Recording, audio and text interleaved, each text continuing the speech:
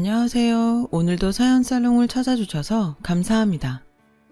올해 딱 40이 된 여자입니다. 저는 원래 독신주의자였어요. 처음부터 그랬던 거는 아니고요. 20대, 30대를 거치며 저보다 먼저 결혼한 친구들을 보다 보니 행복해 보이기는 했어요. 그렇지만 한편으로는 남편과 시댁, 그리고 육아 문제로 힘들어하는 모습을 보면서 나는 저런 걸 감당하기엔 미성숙한 사람이다 라는 생각이 들어 자연스럽게 결혼 생각이 사라졌어요.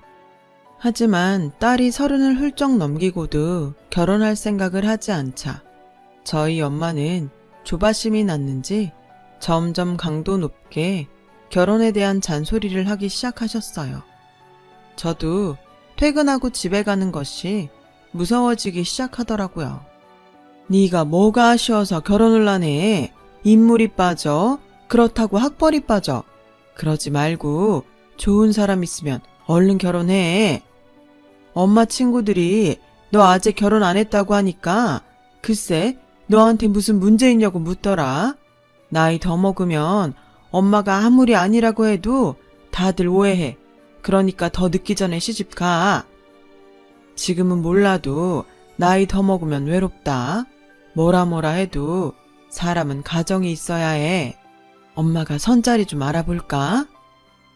이런 잔소리들을 하루에도 몇 번씩 듣다 보니 저는 결혼하기 전에 피가 말라 먼저 죽을 것 같았어요. 그리고 그 즈음엔 회사가 여러 복합적인 일로 시끌시끌 하던 때라 스트레스도 많았는데 이런저런 스트레스 때문에 저는 결국 불면증에 시달리게 되었어요. 잠을 못 자니 하루 종일 머릿속이 흐리멍텅해졌고 그로 인해 안 하던 실수도 하게 되면서 주변 동료들도 슬슬 걱정을 하기 시작했죠.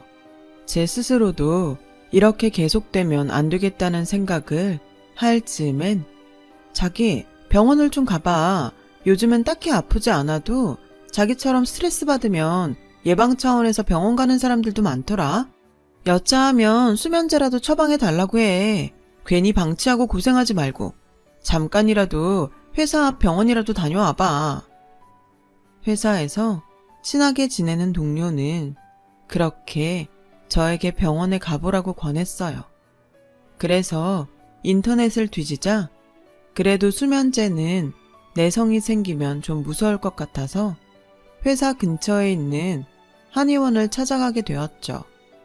저는 그곳에서 제 인생을 통째로 바꿔놓을 남편을 만나게 되었어요. 남편은 그곳에서 일하는 제 또래의 젊은 의사로 그곳 한의원에 온 지 얼마 안 된 신임 의사였어요. 어디가 불편해서 오셨어요? 어디가 아픈 건 아닌데 요즘 잠을 못 자요. 아무래도 스트레스 때문 같은데. 오래됐어요? 네, 좀 됐어요. 잠을 못 자서 그런지 집중력도 떨어지고 기억력도 예전 같지 않은 것 같거든요. 큰일이네요. 잠깐 손 좀 주세요. 남편은 그렇게 제 손목에 맥을 짚었어요. 그리고 스트레스에 좋은 차라며 자기 전에 따뜻하게 먹고 핸드폰이나 TV 같은 건 멀리하라고 일러줬어요. 그렇게 한 주, 두 주가 흘렀고 저는 별 차도가 없어 차라리 수면제를 처방해주는 병원으로 옮길까 하다가 마지막이다 하는 생각으로 한의원에 갔어요. 뭐가 문제인지 시키는 대로 했는데도 잠이 안 와요. 역시 스트레스 자체가 문제인 것 같아요. 그래서 수면제 같은 걸 좀 처방받고 싶은데 한의원에도 수면제 같은 약이 있나요? 아, 수면제요? 가급적이면 약은 드시지 않는 게 좋은데 잠시만요. 이건 원래 환자분한테 드리지 않는 건데 현정 씨는 꼭 필요할 것 같으니 제가 특별히 드릴게요. 그렇게 남편은 종이에 무언가를 적더니 저에게 건네줬어요.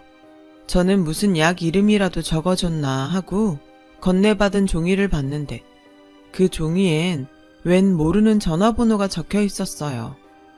이게 뭐예요? 제 핸드폰 번호요. 밤에 잠 안 올 때 저한테 전화하세요. 이 무슨? 저는 황당해서 한동안 남편 얼굴만 멍하니 쳐다봤어요. 병을 치료해달라고 했더니 작업을 하는 거야 뭐야? 라는 불쾌한 생각이 들었거든요. 저는 얼굴 가득 불쾌하다는 표정으로 자리에서 일어났어요. 그러자 남편은 저에게 이렇게 말했어요. 사심은 절대 없으니까 오해는 하지 말고요. 약보다는 대화가 마음을 안정시켜주니까 딱 3일만 저랑 자기 전에 통화해봐요. 3일이 지나도 소용없으면 그땐 진짜 수면제 처방해 줄게요. 근데 아마 그럴 일은 없을 거예요. 저는 너무 호언장담하는 남편의 말에 얼떨결에 전화번호를 받아들고 나왔어요. 하지만 제가 전화를 제 손으로 거는 일은 없을 거라고 생각했죠. 그런데 이상하게도 다시 회사에 들어와 오후 근무를 하는데 무슨 이유인지 하루 종일 남편의 말이 머릿속에 동동 떠다녔어요. 그래서인지 아이러니하게도 그날 오후 근무는 다른 날보다 딴 생각을 하느라 그랬는지 회사 스트레스를 덜 받았어요. 퇴근해서 집에 오니 엄마는 딸이 수면장애가 있는 것도 모른 채 기다렸다는 듯 저를 붙잡고 선짜리라며 핸드폰에 어떤 남자 사진을 보여주셨어요.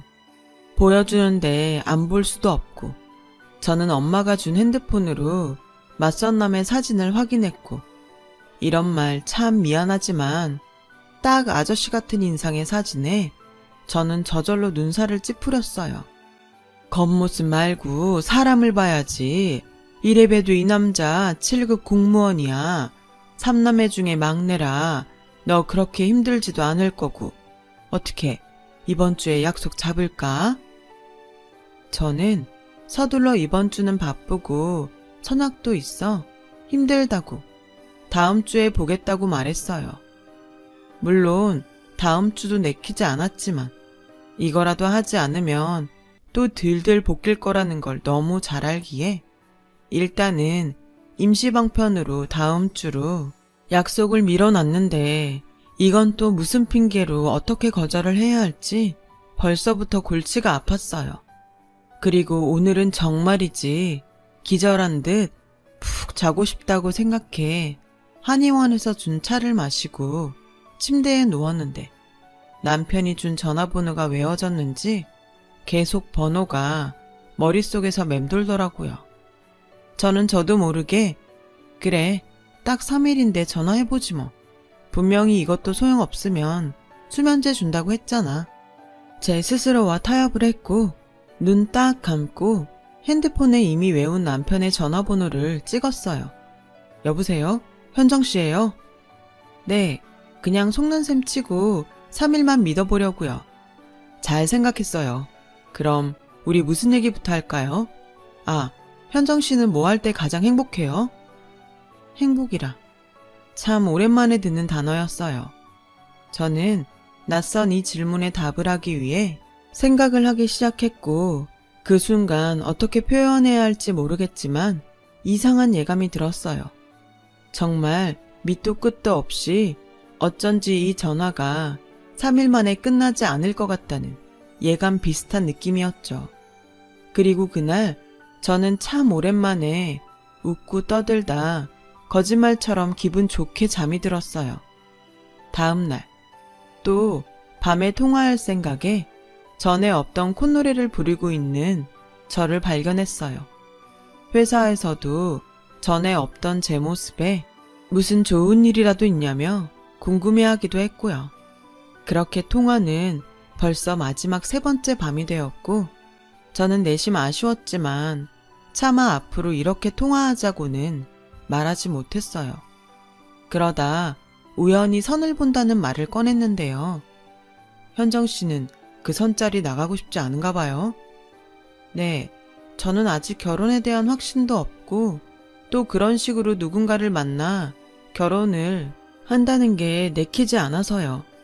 그럼 그날 선 보지 말고 땡땡이 쳐요 나랑. 분명 그때였어요. 이런 표현 너무 유치한데 심장이 쿵 하고 떨어지는 것 같더니 미친 듯이 뛰었어요. 어찌나 쿵쾅쿵쾅 뛰던지 롤러코스터를 타고 있는 듯 어지럽기까지 하더라고요. 저는 그렇게 남편과 만나기 위해 맞선 자리를 거절하고 남편과 첫 데이트를 했어요. 사심은 절대 없다고 하더니 그날을 계기로 저희는 매일 밤 통화를 하는 연인 사이가 되었죠. 저희 집에서도 허우대 멀쩡하고 직업도 좋은 남편을 대환영했고 2년 연애 끝에 슬슬 결혼 이야기가 나오기 시작했습니다. 남편의 어머니, 즉 제 시어머니는 저를 보기도 전부터 내 아들 한의사인데 그런 별 볼 일 없는 애한테 내가 내 아들을 주겠니? 난 이 결혼 절대 못 시켜! 라며 반대를 하셨어요. 결혼도 하기 전에 저를 싫어하는 시어머니를 감당할 자신이 없어서 결혼을 포기하려고 했죠. 하지만 남편이 절대 그럴 수는 없다며 무작정 연을 끊고 살겠다고 집을 나왔고 보름 만에 시어머니가 정말로 자기 아들이 자기와 연을 끊고 저와 결혼할까봐 내키지 않는 결혼을 울며 겨자 먹기로 허락하셨어요. 저희는 부부가 될 수 있었죠. 시작이 이렇다 보니 앞으로 시어머니와 잘 지낼 수 있을지 걱정만 됐었어요. 제 예상대로 시어머니는 저를 철저하게 외면하며 없는 사람 취급을 하시더라고요. 그래도 그때까지는 견딜만 했어요. 가까이는 살아도 분가해서 따로 살고 있었고 저한테 직접적으로 피해를 주거나 부당한 일을 강요하지 않으셨으니까요. 그런데 그런 마음도 잠시 시어머니는 당신 아들이 저한테 그리고 저희 친정집에 무언가 조금이라도 신경 쓰는 눈치를 보이면 그때부터는 저를 없는 사람이 아니라 일부러 찾아오시거나 전화를 거셔서 이러시더라고요. 너도 참 염치가 없다.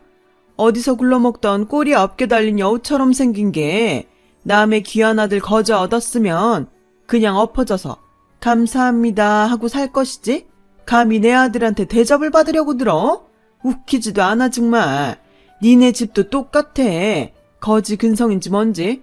하기사 그 피가 어디로 가겠어? 저는 살면서 처음 받는 막말과 하대에 점점 한계를 느꼈고 그 스트레스는 또 다시 불면증과 남편을 향한 짜증으로 폭발했어요. 그럴 때마다 남편은 내가 대신 사과할게. 정말 미안해. 마음 좀 풀어. 라고 대신 사과했고 이게 또 남편 잘못이 아니라는 것을 너무 잘 알기에 이러지도 저러지도 못하는 짜증스러운 날이 길어졌어요. 특히 시어머니는 걸핏하면 저희 친정집을 돈이 없다, 별 볼 일 없다 등 함부로 말씀하셨죠.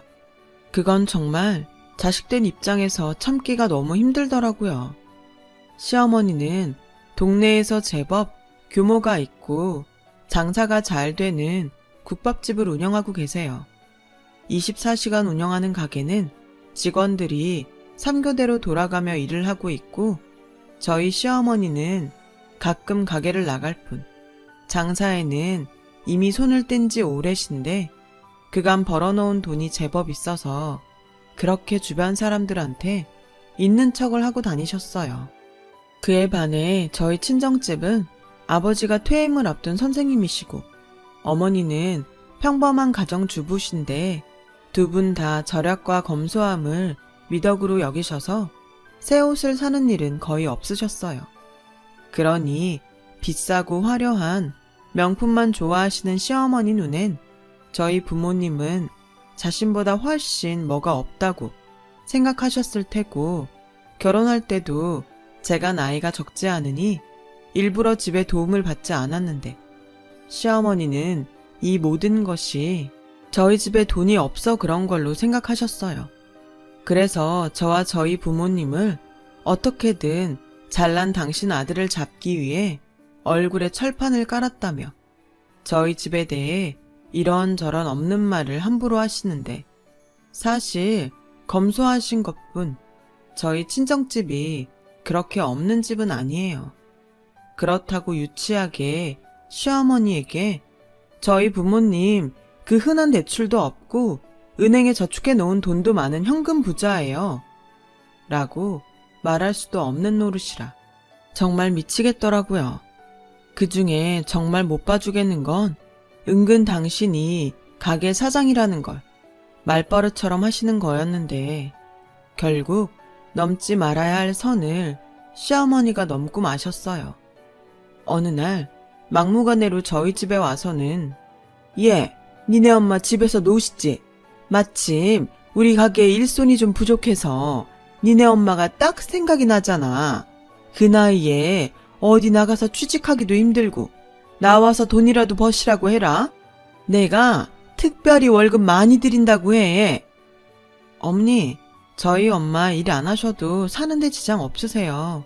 그냥 마음만 받을게요. 어머, 얘 말하는 것 좀 봐. 내가 모처럼 사돈 생각해서 덕을 좀 베풀까 하는데 뭐 마음만 받아? 이러니 딸 자식 시집가면 남이라고 하는 거야. 넌 내 아들이랑 잘 먹고 잘 살면서 어떻게 니네 집 신경을 안 쓰니? 나는 딱 봐도 알겠던데. 그러지 말고 다음 주부터 식당에 나오시라 그래. 원래는 내가 직접 가게 나가는 일이 없는데 그래도 명색의 사돈이니 내가 그날은 특별히 나가서 다른 직원들한테 얘기도 좀 해놓고 할 테니까. 저는 단번에 알았어요. 당신 가게에 저희 엄마를 채용해놓고 당신 아랫사람으로 부려먹고 대놓고 무시하려고 일부러 저한테 생고집을 부린다는 것을요. 저는 못돼 먹은 시어머니의 심보를 알기에 극구 저희 엄마 일 안 해도 괜찮다고 아빠가 엄마 일하는 거 좋아하지 않는다고 말하며 제 선에서 거절했죠. 사실 저도 참 유치한데 시어머니의 아킬레스건이 남편 없는 여자거든요. 그래서 일부러 친정아빠 이야기를 꺼냈어요. 그러자 약이 바짝 오른 시어머니는 제가 당신 성의를 무시한다며 흐르지도 않는 눈물을 억지로 짜내며 통곡하셨고 하필 그 모습을 저한테 김치를 담가 가져온 엄마가 보시고 말았어요. 어머, 사부인 무슨 일 있으세요? 집에 무슨 일 있니? 저희 엄마는 아무것도 모른 채 걱정이 가득한 얼굴로 저희 시어머니를 부축하셨죠. 그 순간에도 저희 시어머니는 엄마가 입고 온 옷과 가방을 보며 얼굴을 찌푸리셨는데 저는 이 거지 같은 상황에 할 말을 잃어 일단은 시어머니를 돌려보내려고 애를 썼어요. 너 꼭 말씀드려라. 다음 주야. 저한테 그렇게 신신당부를 한 시어머니는 그 길로 친구들과 골프 약속이 있으시다며 택시를 잡아 타고 가셨어요. 저는 낮게 한숨을 쉬며 엄마가 가지고 온 김치를 받아들고 정리하려고 하는데 엄마도 눈치가 백단이라 단번에 저에게 고민거리가 있다는 것을 알아채셨어요. 말을 해봐. 무슨 일인데 그래? 아니야. 일은 무슨. 아무 일도 없어. 혹시 시어머니가 시집살이 시키니? 아니. 엄만 네 얼굴만 봐도 알아. 너 계속 그렇게 말 안 하면 내가 직접 네 시어머니한테 물어본다. 저는 엄마의 말에 화들짝 놀라 절대 그러면 안 된다고 설레발을 쳤고 어쩔 수 없이 엄마에게 그간 시어머니와 있었던 이야기를 모두 했어요. 조금 전 어이없는 그 일까지도요. 어머, 네 시어머니 정말 웃긴다. 사람을 뭘로 보고? 그러게 연세를 어디로 잡수셨는지. 근데 엄마 신경 쓰지 마. 김서방도 알아? 알아. 오늘 일은 내가 아직 말 안 해서 모르겠지만 김서방은 맨날 나한테 자기 엄마 대신 사과해. 요즘은 사랑한다는 말보다 미안하다는 말을 더 많이 하는 것 같다니까. 그래도 다행이네. 사위는 쓸만해서. 안 되겠다. 엄마가 한 번은 나서야겠어. 다음 주라고 했지? 시어머니한테 말씀드려. 엄마 출근한다고. 출근을 한다고? 왜? 말했잖아. 한 번은 나서야겠다고. 내 자식 건드리는 거 나도 못 참아. 엄마가 다 생각이 있어.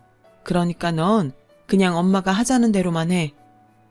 저는 걱정이 됐지만 은근 그렇게 말하는 엄마가 든든했어요. 그래서 엄마를 믿고 그날 저녁 시어머니에게 전화를 드렸는데 그 반응이 참 가관이었어요. 거 봐라. 니네 엄마도 엄청 좋아하시지? 세상엔 돈 싫다는 사람은 없어. 게다가 너네 같은 없는 집은 더하지? 알겠다. 위치는 알고 계시지? 저는 좋아 죽는 시어머니와 전화를 끊고 뿌린 대로 거둔다고 시어머니가 정말로 된통 당했으면 좋겠다는 생각을 했어요.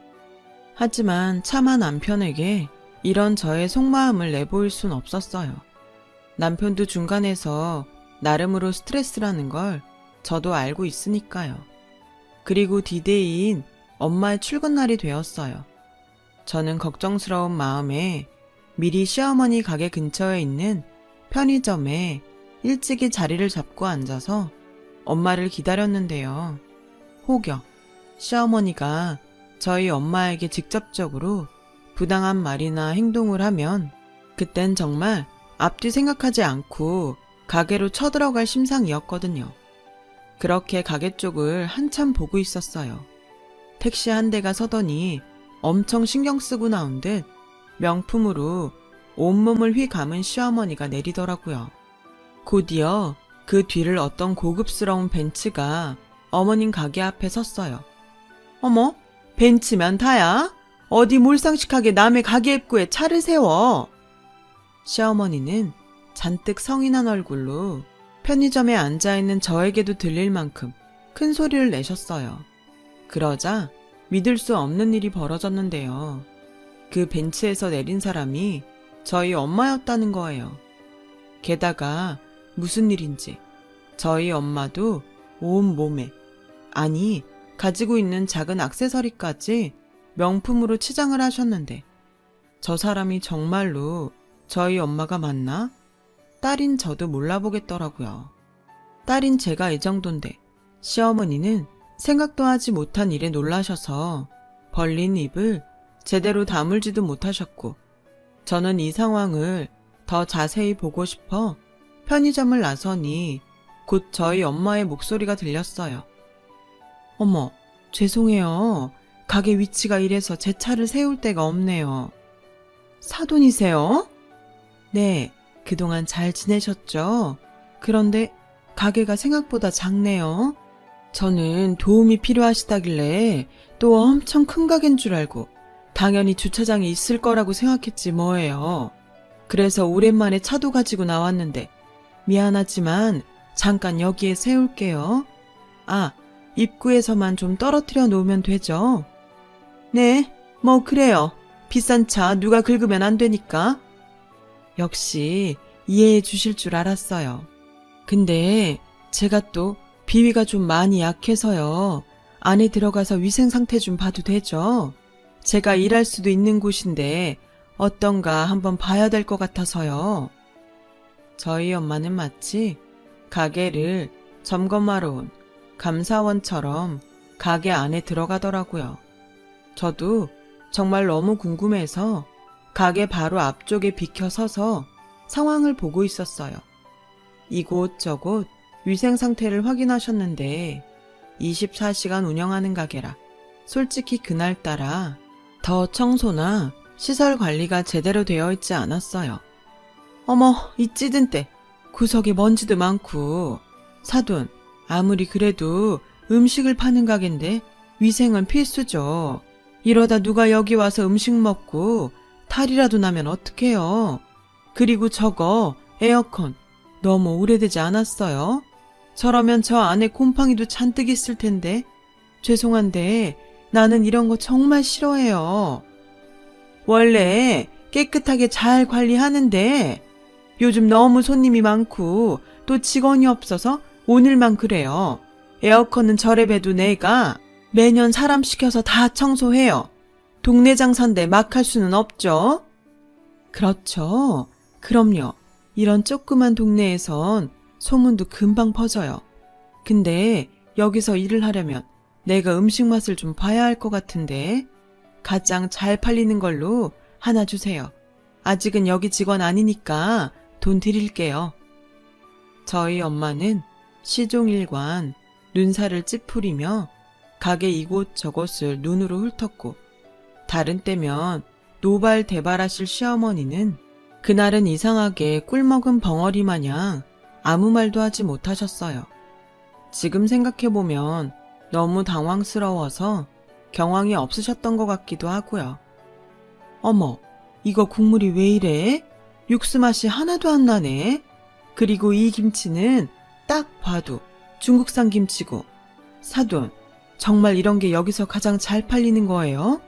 정말 이런 게 팔려요? 저는 그때 분명히 봤어요. 시어머니가 단단히 약이 올라 죽겠다는 그 얼굴을요. 저는 참으려고 해도 입꼬리가 저절로 올라가 피식피식 웃음이 새어나왔고 저희 엄마는 그날 마치 작정이나 한 듯이 이렇게 말했어요. 사돈, 저는 솔직히 사돈이 매사 말씀하시는 걸 보고 대단한 부자인 줄 알고 착각했었어요. 그래서 일부러 제가 더 겸손해야지 생각했는데 지금 보니까 우리 사돈 정말 열심히 사시는 분이셨네요. 이렇게 한 푼 두 푼 모아서 지금 걸치고 있는 거 하나 둘 사시는 거군요. 열심히 사는 모습 정말 보기 좋아요. 저는 남편이 밖에 나가 일을 한다고 하면 하도 난리를 쳐서 죄송하지만 여기서 일은 못할 것 같네요. 가게가 좀 크고 괜찮으면 가족끼리 돕는다고 얘기라도 해보려고 했는데 우리 그이가 이런 줄 알면 난리를 칠 거라서 그럼 저는 이만 가볼게요. 아 맞다. 잠깐만요. 저희 엄마는 갑자기 가게에서 나오더라고요. 저도 얼른 숨었죠. 차에서 에르메스 쇼핑백을 가지고 나왔고 그걸 시어머니에게 주며 이렇게 말씀하셨어요. 이거 저희 애 보면 좀 전해주세요. 좋아 보여서 하나 샀는데 명품이라고 하면 아주 칠색팔색을 해서 좀처럼 가지러 오지 않으려고 하더라고요. 애가 워낙에 지 아빠 닮아서 욕심이 없어요. 이런 말 좀 제가 푼수 같긴 한데 저희 집 양반이 교육자 치고는 자산가예요. 그래서 저희 집은 저 말고는 그렇게 돈 쓸 사람이 없답니다. 그럼 사돈 건강 조심하시고요. 이만.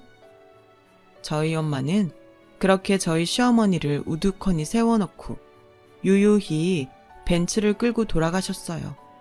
어찌나 통쾌하던지 저는 하마터면 소리를 다 지를 뻔했어요. 그리고 저는 그 길로 친정집으로 갔어요. 어떻게 된 일인지 너무 궁금했거든요. 원래 그렇게 돈으로 사람 무시하는 사람들은 똑같이 돈으로 무시해야 가장 열받아. 뭐 니네 아빠가 뭐라고 하긴 했지만 앞으로 그 집에서 계속 살 자식 문제인데 돈이 대수야. 그리고 솔직히 안 써서 그렇지 우리가 없는 사람도 아니고 그래서 이번에 처음이자 마지막으로 엄마도 한번 크게 써봤다. 아니 그래도 그렇지 여태 살면서 쓴 돈보다 더 많은 것 같은데 얘는 너 키우면서 쓴 돈이 더 많아. 애 하나 키우려면 돈이며 정성이며 얼마나 많이 들어가는 줄 알아?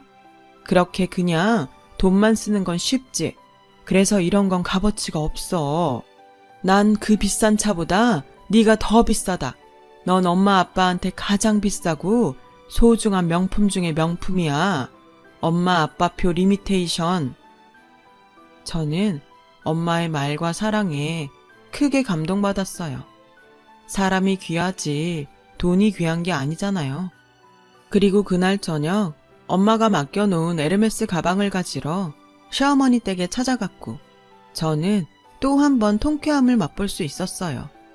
시어머니는 그새를 못 참고 저희 엄마가 맡겨둔 에르메스 가방을 꺼내 거울 앞에서 자신의 가방인 척 사진을 찍고 있다가 저한테 딱 걸렸고 그 순간 도둑이 제발 저린다고 얼굴이 빨개져서는 헛기침을 몇 번이고 하셨어요. 어머니, 그래. 넌 왜 연락도 없이? 아니, 제가 싫다고 했는데 저희 엄마가 그 가방을 어머니한테 맡겼다고 해서요. 그래. 하자가 있을까봐 꺼내서 한번 봤어. 넌 그러고 왜 이 좋은 걸 싫다고 하니? 엄마가 사주시는데. 저는 그런데 돈 쓰는 거 싫어요. 지가 아무리 좋아도 가방이잖아요. 그렇긴 하지. 그럼 너 이거 안 쓸 거니? 혹시 어머니 갖고 싶으세요? 그런데 어쩌죠? 제가 이거 그냥 저희 엄마 쓰라고 했는데 어머님이 갖고 싶으시면 제가 저희 엄마한테 다시 말해볼까요? 아니 됐다. 나도 뭐 이 정도는 살 수 있어. 그냥 네가 안 쓰면 아까우니까 나라도 쓸까 했지. 그리고 난 원래 이 브랜드 안 좋아해. 그러시구나. 하기사 어머니는 에뚜로 좋아하시죠. 보면 거기 물건이 많으시던데. 그날 이후 저희 시어머니는 저희 친정집 무시하던 말버릇을 단번에 고치셨어요. 그리고 가끔 도대체 니네 집에 돈이 얼마나 있냐고 물으시는 날도 있는데 저는 그럴 때마다 정확히 알 수 없을 만큼이라며 대답해드려요. 뭐 진짜로 정확히는 모르기도 하고요. 그냥 두 분이 행복하게 사실 수 있는 만큼은 가지고 계신다고 알고 있고 저 역시도 나중에 저희 부모님처럼 많은 돈을 쫓기보다 저희가 행복할 수 있는 딱 그 정도만 있으면 좋겠다고 생각해요. 이렇게 저는 저희 엄마 덕에 요즘은 마음고생 없이 잠도 잘 자며 전에 느끼지 못한 행복한 신혼생활을 보내고 있어요. 비록 늦은 나이에 만난 남편이지만 얼마 전 아이도 생겼고 앞으로 더 행복할 미래를 꿈꾸고 있답니다. 이젠 정말 가끔 특별한 날이면 시어머니를 뵙는데요. 한참 어린 저지만 저는 시어머니가 이제라도 돈이 아닌 진짜 행복과 즐거움을 쫓으셨으면 좋겠어요. 그렇다면 저희 고부도 지금보다는 더욱 가깝게 지낼 수 있겠죠. 지금까지 저의 이야기를 들어주셔서 감사합니다. 건강하고 행복한 날들 되시길 기도하겠습니다. 여러분, 사연 댓글에 응원과 현명한 조언 부탁드려요. 좋아요와 구독은 저에게 큰 힘이 됩니다. 오늘도 좋은 일 가득하세요.